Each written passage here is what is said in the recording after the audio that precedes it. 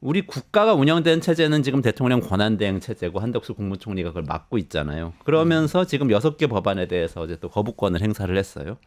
자, 지금 근데 이 권한대행이 어디까지 뭘 할 수 있냐를 가지고 사실 굉장히 논란이 벌어질 수 있는 상황인 것 같은데요. 두 분은 어떻게 보셨어요? 이 거부권 행사가 마치 윤석열 정부 들어서 마치 대통령에게 주어진 그냥 일상적인 권한처럼 보여지는 아주 착시 효과가 있었습니다. 그런데 문제는 한덕수 권한대행은 원래 여러 헌법학자들도 얘기하기로는 권한대행 시절의 권한 행사는 상당히 소극적이어야 된다. 그리고 현상 유지에 초점을 맞춰야 된다라고 얘기를 하고 있거든요. 그런데 이제 지금 거부권이라는 거는 일상적인 대통령의 권한 행사가 아니라 이 삼권 분립의 그 요소가 갖춘 헌법의 체제 아래에서 어찌 보면은 대통령에게 주어진 최후의 권리, 그러니까 비상계엄과 마찬가지로 거의 최후의 권리나 마찬가지인 그런 권한이에요. 국회 같은 경우에는 불체포 특권 같은 게 최후의 권리이거든요. 그러니까 서로가 서로의 권한들을 침범하려고 할 때 행사할 수 있는 최후의 권리 같은 거거든요. 그래서 이게 그 미국의 정치학자들이 최근에 이제 전 세계적인 포퓰리즘 그런 정치를 분석하면서 많이 이제 목도하고 있는 현상 중에 하나가 권한을 절제를 하지 않는다. 그러니까 법률에 보장되어 있는 권한을 다 쓰라고 있는 게 아닌데 절제하지 않고 최대한 악용까지 하려고 한다라는 이제 그런 최근의 트렌드를 얘기를 하고 있는데 저는 아마 세계 정치학계 교과서에서 한국이 앞으로 이제 굉장히 중요한 부분을 차지하지 않을까라고 생각을 하거든요. 근데 이제 한덕수 권한대행이 거부권 행사를 했다는 것은 이거는 지금 본인의 역할을 제대로 인지를 하지 못하는 것이고 저는 더 나아가서 조금 이따 얘기를 하겠지만 이제 특검법에 대한 거부권 행사까지도 이제 논란이 될 텐데 지금 거부한 법안은 6개 양곡관리법 등등 6개 일반적인 정책에 관한 그렇습니다. 법안이죠. 예. 근데 지금 내란 특검과 김건희 특검은 이미 발의가 돼서 통과가 된 상태고 이 거부권을 행사할 수도 있는 상황인 그렇죠. 거고. 네. 그래서 그게 가장 걱정된다. 근데 그거는 이제 조금 이따 더 말씀드릴게요. 설명이 필요한 사안이라. 네. 그러니까 지금 윤 대표님이 말씀하신 요지는 거부권이라는 건 사실은 입법, 행정, 사법이 이렇게 삼권 분립이 있는 상태에서 행정이 최후의 수단으로 가는 것이다. 이렇게 지금 해석을 하면서 그러면 이제 지금 같은 상황에서는 권한대행이 적극적으로 거부권 행사하면 안 된다의 취지로 얘기하신 것 같아요. 어떻게 보셨어요? 그러니까 우리나라가 이 대통령 탄핵도 여러 번 해보고 뭐 이런 여러 가지 헌법재판소 구성과 관련해서 뭐 이런저런 쟁점들이 있다 보니까 판례는 아니고 사례들이 지금 쌓여 있어요, 제법. 이게 세 번째잖아요. 그래서 원론적으로 맞죠. 그러니까 대통령 권한대행이 적극적으로 어떤 권한을 행사하는 거는 자제되어야 된다는 거는 맞는데 그냥 법상으로는요 계엄도 선포할 수 있어요, 권한대행이. 예. 뭐 군 통수권까지 다 이게 위임이 된 겁니다. 그러니까 이제 그거를 이런 식으로 해석을 하고 권고는 할 수 있는데 그게 그러면 불법이다, 위법이다 아니면은 뭐 이런 식으로 이제 가기는 어렵다라는 거죠. 그러니까 정치권에서도 논쟁이 벌어지는 거고 노무현 대통령 탄핵 때 고건 총리 권한대행이 2건이나 거부권 행사를 했어요. 한 건은 거창 양민학살 사건에 대해 보상에 대한 특별법이었는데 이거는 고건 총리가 재원이 부족하다라고 해서 거부권을 행사를 했고요. 또 하나는 대통령 사면권을 제한하는 거거든요. 그래서 국회 동의를 거치게 하는 그런 법안이 올라왔는데 이것도 거부권을 행사했어요. 그래서 이제 다 자동 폐기가 됐습니다. 그러니까 거부권 행사 사례가 있기 때문에 사실은 그것도 뭐 소위 말해서 민주당 쪽이잖아요. 그러니까 이거를 적극적으로 뭐라고 할 수 있느냐. 그러니까 민주당에서도 그렇게 거부권 행사하면 안 된다라고 얘기는 하지만은 이거를 가지고 한덕수를 탄핵하겠다 이런 건 아니거든요, 지금. 그러니까 압박은 하고 있지만은 그 정도로 이해하시면 될 것 같고 이 6개 법안 뭐 길게 설명할 건 아닌데 쟁점들이 있어요, 사실은 이게. 예. 양곡관리법 같은 경우에도 기재부에서는 2030년까지 매년 1조 원이 더 들어간다라고 보는 거예요. 쉽게 얘기를 하면 지금도 한 해에 지금 양곡관리법의 요지는 어떤 거죠? 그거 말씀해 주시죠. 그러니까 네. 양곡관리법 뭐냐면은 쌀 가격 안정입니다. 그래서 쌀 가격이 특정 상황에서 폭락했을 때 이를테면은 요게 초과 생산량이 3% 가격 하락률이 5% 이상이 될 때 시행하자라는 거가 처음에 양곡관리법 취지였고 그래서 정부의 어떤 뭐 결정권을 강화한 내용이 담겨 있어요. 어쨌든 뭐 이런 내용들이 대략 담겨 있습니다. 그래서 쉽게 얘기를 하면 호남 지역에 쌀농사를 많이 하는 지역구의 민원이에요, 이게. 그래서 거기에는 쌀농사 많이 벼농사 많이 지으니까 그쪽에서는 농민들이 피해를 많이 입으니까 농민단체의 뜻을 받아가지고 한 건데 이게 맞는 거냐 그러면은 그럼 기재부가 연간 1조 원씩 돈이 더 든다고 계산한 거는 저는 과장이라고 봅니다. 그 정도까지 안 들어갈 거예요. 왜냐하면 그렇게 피해를 좀 과다해서 산정을 한 거는 맞는데 그렇다고 그러면은 이거 계속 쌀 남으면은 계속 그렇게 정부미로 비축해가지고 어떻게 쓸 거냐 이런 논쟁 지점이 있어요. 물론 정부가 이를테면은 벼농사 짓는 사람들 농민들을 얼마나 지금까지 다른 대체 작물로 갈 수 있도록 그동안 인센티브를 주고 유도를 해왔느냐 별로 안 했거든요. 솔직히 한 거 없어요. 맞아요. 뭐 쌀은 지금 남고 있다. 뭐 이런 얘기가 왜 쌀 나오고 1인당 있고. 쌀 소비량이 그렇죠? 계속 줄어들고 네. 있으니까요. 그러니까 어쨌든 짧게 얘기를 하면은 뭐 이런 쟁점들이 있기 때문에 이거에 대해서 거부권 행사하는 거는 행정적인 영역 그리고 이제 정책적인 영역에서의 논쟁인 거죠. 국회법 같은 경우에도 개정안이 이게 이게 국회 선진화법하고 연관돼 있는데 이번에 우리 국회 예산안 가지고 얘기를 했잖아요. 자동 부의되게 협의를 해가지고 이게 합의가 안 되면은 정부안이 자동 부의가 되게 돼 있는 거를 이거를 그게 안 되게 된 거예요. 그런 것들은 그럼 나중에 민주당이 정권을 잡고요. 민주당이 다수당이 아니라 소수당이 됐을 때 매우 곤란해질 겁니다. 그게.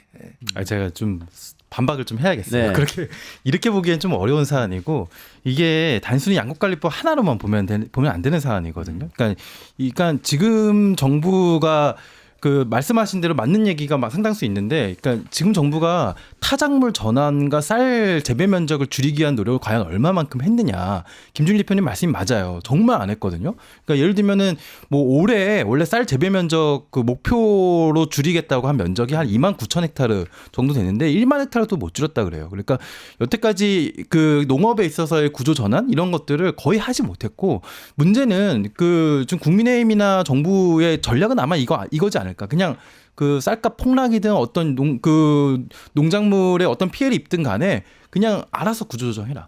죽든 말든. 그러니까 그런 식의 그 상황을 내버려 둔 것 같은데, 지금 우리의 식량 상황과 농업의 상황이 굉장히 심각하거든요. 그러니까 이것도 양곡관리법 하나로만 이 모든 문제를 해결할 수 있다는 건 아닌데, 이건 사전적 수급 조절 정책이거든요. 사전적 수급 조절 정책과 함께 타작물 전환을 훨씬 용이롭게 하자라는 내용을 원래 패키지로 같이 가고 있는 정책이고, 그 중에 하나가 이제 양곡관리법인 건데, 근데 정부가 사실 일을 하는 방식 자체가 예를 들어서 뭐 우리가 그레고리스의 매듭을 이렇게 끊는다 그러잖아요. 그러니까 어려운 문제들을 이 정부가 하는 방식이 고르디우스의 매듭을 끊는다 그러잖아요.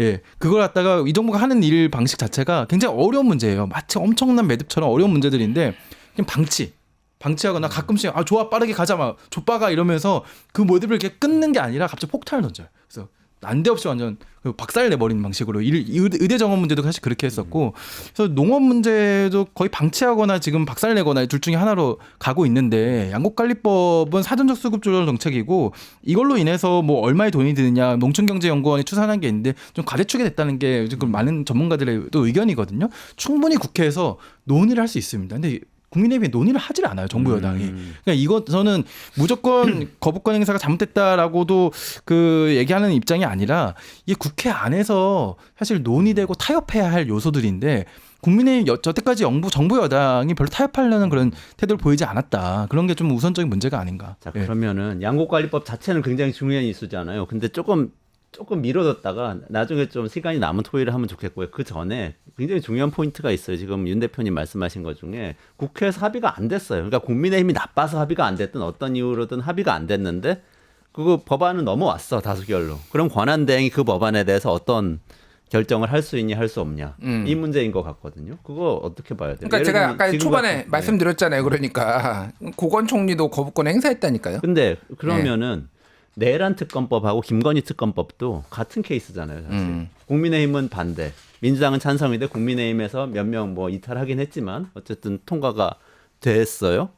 그러면 권한대행은 그거를 이거 합의 안 됐으니까 저는 좀 지켜보겠습니다, 내지는 거부 일단 하겠습니다, 이렇게 할 수 있는 건가요? 그러니까 제가 짧게 먼저 말씀드리면은 이제 정무적인 영역이 된 것 같아요. 그러니까 이거를 그러면은 할 수 있느냐, 합의가 안 됐으면 합의가 안 됐으니 이것도 거부권 행사해야 되는 거 아니냐 주장하실 수 있지만은 저는 그거에는 반대하는 게, 일단은 내란 특검이나 김건희 특검 같은 경우에는 일단은 국민들이 압도적으로 많이 70% 이상 80% 가까이 정도 이걸 해야 된다라고 얘기를 하고 있으니 국민의 뜻에 받드는 게 중요하죠. 이거 앞에서 있었던 거는 논쟁의 여지가 있고 뭐 여론조사를 해보지는 않았지만은 여러 가지 반반 비슷하게 나왔고 한 6대 4나 근데 이 정도로 압도적이면은 국민들의 뜻에 따라야 되는 거 첫 번째. 두 번째는 내란 특검 같은 경우에는 어쨌든 이게 내란인 상황에서의 진실을 밝히기 위해서 특검이 필요하다라는 게 어느 정도 여당 내에서도 많은 국민 그 의원들이 찬성표를 던졌어요. 그러니까 실제 정확하게 제 기억이 안 나는데 이게 한 195인가 뭐 그 안팎으로 나왔을 거예요. 그러니까 야당 표만 나온 게 아니에요. 그러니까 그런 것도 이제 감안을 해야 되고 또 하나는 김건희 특검법 같은 경우에는 대통령이 거부권 행사할 때도 계속 얘기가 나왔는데 본인과 관련된 거, 본인 가족과 관련된 거를 거부권을 행사하는 거는 이거는 위헌적인 요소가 있다라는 그렇죠. 건데 이해충돌이죠. 한덕수 권한 대행도 사실상 마찬가지라는 거예요. 아, 내란 특검에 대해서는 마찬가지. 뭐 내란 특검도 그렇고 김건희 특검도 마찬가지고. 아, 본인이 관련이 있나요? 본인이 직접 관련이 있지만은 없지만은 어쨌든 대통령의 권한 대행이고 대통령이 지금 관련이 있는 거잖아요. 네네. 그러니까 그거는 행사하면 안 된다라는 게 있기 때문에 저는 실제 한덕수 총리가 지금 간보고 있거든요. 줄타기 하고 있어요. 그래서 이거는 해볼 만하다라고 해서 거부권을 행사한 거고 민주당에도 제가 사실 알기로는 익스큐즈가 어느 정도는 된 거예요. 그러니까 여기까지는 우리가 참아줄 수 있어가 된 거고 내란 특검 이거는 거부권 행사 안 할 겁니다. 제가 보기엔. 네. 받아들일 거다. 예. 저는 거부권 행사를 하느냐 안 하느냐를 두고 지금 이 시한이 1월 1일까지거든요. 네. 그때까지 시간을 끄는 것 자체가 굉장히 큰 문제라고 생각을 합니다. 일단 말씀하신 대로 이게 아까 말씀하셨던 양국관리법 관련된 6개 법안에 대한 이제 거부권 행사와 내란 특검법과 김건희 특검법에 대한 거부권 행사는 차원이 다른 문제라고 네. 생각이 들어요. 그러니까 내란의 경우에는 이거는 국헌문란과 뭐 말 그대로 내란이잖아요. 이 사안에 대한 진실을 밝히는 것은 이거는 그 어떻게 보면 토론의 영역에 있는 그런 사안들이 아닌 것이죠. 그리고 김건희 특검법도 말씀하신 대로 최근에 또 드러나는 정황으로 봤을 때 윤석열 씨가 이제 계엄 내란을 일으킨 굉장히 중요한 그 촉진 기발 그 어떻게 보면 시발점이 이 김건희 특검법이 가결될지 모른다. 12월 10일에 예, 가결될지 모른다는 그 문제로 이제 그런 얘기들이 나오고 있잖아요. 네, 그렇기 네, 때문에 네. 더더욱 김건희 특검법과 내란 특검법에 대한 그 것은 조속히 이게 정부의 법안의 절차라는 게 있거든요. 법안은 보통 본회의에서 가결된 다음에 정부로 이송이 됩니다. 그래서 정부로 이송되면 정부는 대통령이 15일 이내로 공표를 해야 돼요. 그러면 이제 12일에 국회에서 가결됐고요. 17일에 정부로 이송이 됐거든요. 그럼 17일부터 15일 이내니까 내년 1월 1일까지가 이제 그 공표 시한인데 보통 정부로 이송된 뒤에 정부가 공표한 평균적인 걸리는 시간이 한 3일 정도 됐습니다. 3일이면은 한 내일 정도 되거든요. 그렇죠. 예, 오늘이나 네, 내일이에요. 네, 그래서 네. 오늘이나 내일 정도에 원래 공포를 해야 마땅하고요. 이거는 지금도 여전히 물론 검찰이 지금 그 공조본이나 공수처 이첩한다고는 했지만 여전히 혼선이 있잖아요. 그래서 빨리 특검이 출범하게 하는 게 지금 한덕수 권한대행이 해야 할 굉장히 중요한 역할이라고 생각합니다. 그러니까 이렇게 보시면 돼요. 한덕수가 지금 간보게 한다, 줄타기 한다라는 게 그런 거예요.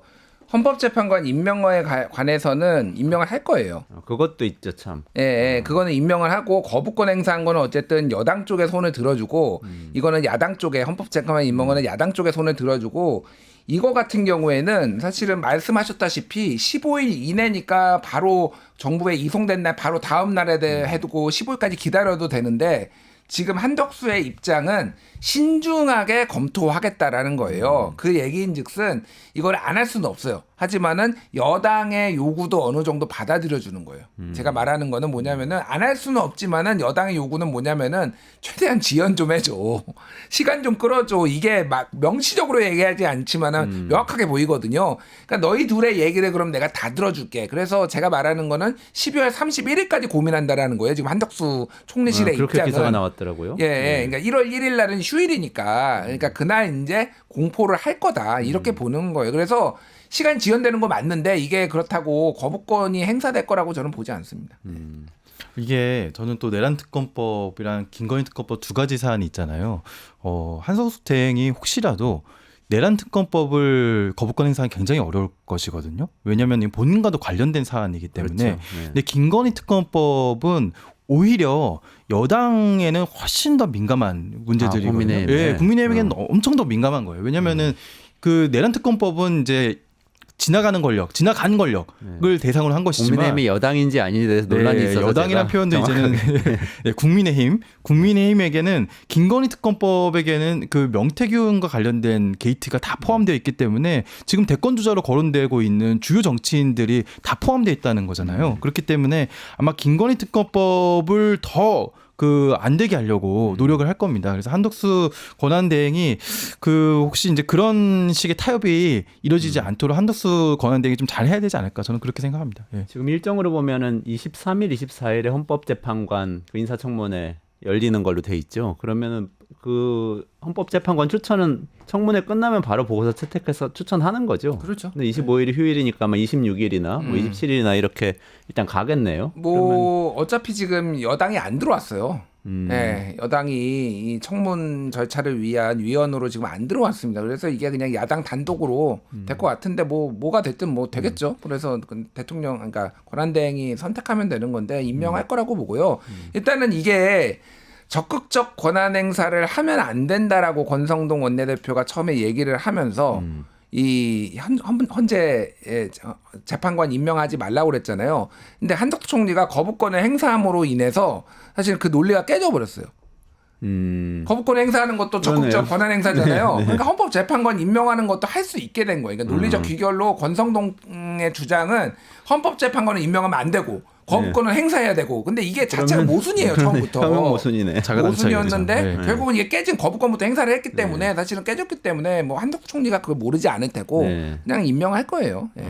그럼 일종의 한덕수 총리 관점에서 아까 말씀하셨는데 관점에서는 뭐 거부권 행사는 뭐 국민의힘에서 하라고 했으니까 이건 해줬는데 행사를 함으로써 어쨌든 권한을 확인해 준 거잖아요. 정치적으로 권한대행 권한 여기까지 있으니까 헌법재판관도 임명할게요. 그리고 나중에 특검법도 받을게요, 안 받을게요. 이렇게 결정할 수 있는 권한이 넓어졌다고 볼 수도 있는 상황이네요. 그렇게 왔다 갔다 정치적으로 하면서. 됐죠. 그렇게 정치적으로. 아, 예. 그러네요. 그러면은 헌법재판관은 임명이 그래도 쉽게 될 거라고 두 분 다 보시는 거고. 그런데 김건희 특검법하고 내란 특검법에 대해서는 조금 두 분이 의견이 다르시네요. 조금 그러니까 위험할 수도 있다. 이렇게 김건희 얘기하시고. 특검법의 경우에는 계속 야당 추천목만 있는 것이 위헌적 요소가 있다라고 얘기를 하고 있는데요. 사실 그 논리도 그렇게 이제 설득력 있는 논리는 아니거든요. 그러니까 특검의 취지 자체가 지금의 현행 그 수사 체계와 공권력으로서 제대로 그 수사가 되지 않는 부분에 대해서 제대로 수사를 하겠다는 거 그런 제도적 보완이기 때문에 사실 뭐 추천을 조금 더 여야가 하면 좋겠지만 뭐 다수당이기 때문에 야당이 뭘 할 수도 있다는 입장이고 실제로 또 윤석열 본인이 그런 식으로 이제 특검에 그래서 들어가서 일을 한 적이 있었잖아요. 그런데 이제 제가 이제 좀 우려스러운 것 중에 하나는 김건희 특검법의 경우에는 이제 그런 위헌적인 요소를 얘기를 하면서 여전히 거부권 행사를 마지막에 좀 노리지 않을까. 그런 이제 한덕수 권한대행이 그 마지막에 어느 쪽에 손을 들어주느냐에 있는 것 같은데 만약에 그렇게 되면 그 국민적인 이제 여론이 굉장히 들어 올라오겠지만 저는 요 얘기를 한번 해드리고 싶어요. 최근에 이제 저랑 아주 비슷한 생각을 하신 분을 발견했는데 바로 조선일보의 주필인 양상훈 주필입니다. 아주 칼럼을 잘 쓰셨던데 그 이제 본인이 아무리 생각해도 이 예산과 탄핵 남발 때문에 계엄령을 발동한 것 같지는 않다. 만약에 그렇게 했었으면은 절대 한동훈을 체포할 리가 없다.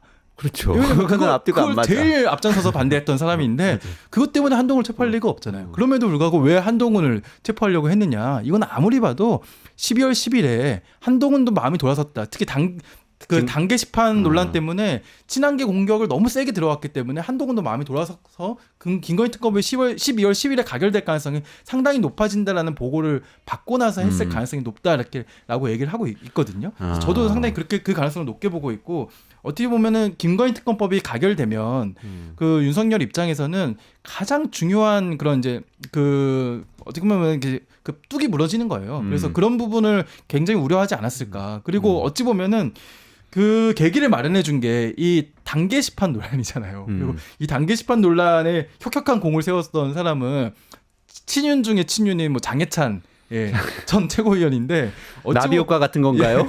어찌 보면 이 장해찬 최고위원이 지금 이 내란과 이 윤석열의 몰락에 어떻게 보면 중요한 또 키 그 인물이지 않을까라는 생각도 듭니다. 네. 당원 게시판 논란을 통해서 한동훈계를 공격해서 친한계가 반발해서 김건희 특검법 통과시킬 것 같으니까 윤석열 대통령이 당시 대통령이 내랑 일으켰다. 네, 저는 그렇게까지 스토리가 좀 연결이 되는데 나비 효과 이론. 네. 알겠습니다. 근데 지금 이렇게 좀 얘기를 좀 정리했으면 좋겠는데 권한대행의 이 권한에 대해서 지금 제가 좀 양가 감정이 드네요. 그러니까 처음엔 저도 수동적으로 현상 유지만 해야지. 그러면은 국회에서 의결하면 받아줘야지. 국회의 뜻도 국민의 뜻이니까 또 국민 여론이 비등하면 받아줘야지. 뭐 이렇게 생각을 했는데 사실은 지금 한덕수 총리는 다른 방향으로 가고 있는 거잖아요. 근데 다른 방향으로 감으로써 어떻게 보면 김건희 특검, 내란 특검, 헌재 재판관 임명 이런 것들을 할 수 있는 룸이 또 생긴 측면도 있지 않나 이런 생각도 좀 드네요. 아니 뭐 그렇죠. 이게 이제 제가 그 한덕수 총리의 거부권 행사한 게 옳다라고 주장을 하는 게 아니에요. 그러니까 이게 좀 뭐 우리 시청자분들 좀 오해하실 수도 있는데 그게 아니라 한덕수가 그렇게 행동하는 데는 그런 근거들이 있다. 그런 것들을 정무적으로 판단을 했다라는 거고 아까 말씀드렸지만은 민주당 쪽하고 완전히 얘기 안 하고 하는 게 아니에요. 그러니까 이게 대략적으로 한덕수는 이게 대통령 1호 거부 법안이 양국관리법이었어요. 네. 그리고 한덕수도 그때도 계속 반대했어요. 근데 한덕수 총리의 입장에서 보면은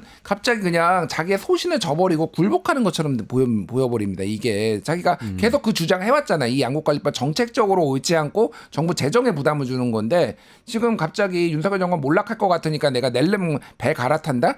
이거는 본인으로서도 그러니까 이게 정책적인 부분이 있기 때문에 그렇게 했다라고 이해하시면 될 것 같아요. 근데 민주당하고 얘기를 하고 있을 거라고 얘기하셨는데 저도 그럴 것 같기도 해요. 근데 또 한덕수 총리가 여당하고 당정협의 여당 아니라고 또 주장할 수도 있으니까 국민의힘하고 당정협의 하겠다고 하지 않았어요? 물론 한덕수 권한대행 쪽에 이제 총리실 고위 관계자는 그 국민의힘과 민주당이 당정협의체, 당정협의체 아니라 국정협의체, 국정안정협의체, 네, 국정안정협의체를 만든다면은 바로 그날 당일이라도 참석하겠다라는 입장을 낸 바가 있습니다. 근데 지금 민주당이 제안한 국정협의체는 권성동 그 원내대표가 받지 않고 있는 상황이잖아요. 그래서 이제 고위급 당정협의회를 오늘 바로 이제 삼청동 공간에서 국무총리 공간에서 개최를 한다고 하는데요. 저는 상당히 좀 의아해요. 왜냐하면 오늘 보니까 참석 명단이 정부의 주요 장관들과 당에 있는 사람들도 주요 인사들 특히 상임위원장들까지도 거의 대부분 다 불렀거든요. 국민의힘에 거의 수십 명입니다. 상임위원장이 17명 있기 때문에 원내대표, 정책위의장, 원내수석 부대표랑 상임위의장 거의 20명 멤버들급으로 참여하는 것이거든요. 이런 식의 당정 협의는 윤석열 정부 내내 잘 이루어지지 않았던 그런 당정 협의인데 물론 비상식이니까 제대로 하려 그러나 이렇게 아무 선회할 수는 있을지언정 좀 의아하죠. 게다가 지금 같은 국가 비상 상황에서는 야당과도 국정협의를 좀 할 필요가 분명히 있습니다. 할 필요가 있다. 아마 해야 되겠네요. 어쨌든 이렇게 한덕수 총리 지금까지 스탠스로 봐서는 이거 한 번 하면 저거 한 번 더 할 것 같은데. 유튜브 구독하고 실시간 채팅과 댓글을 남기시면 매일매일 7천 TTCO를 드립니다. 참여 방법은 통통물 어플을 다운로드하고 회원가입과 로그인을 해주세요. 마이페이지에서 나의 회원 고유 번호를 복사해주세요. 유튜브 구독 후 실시간 채팅이나 댓글창에 고유 번호를 한 번만 입력하면 준비 끝! 지금 유튜브 채팅과 댓글 쓰기 참여하고 실천 TTCO 받아가세요.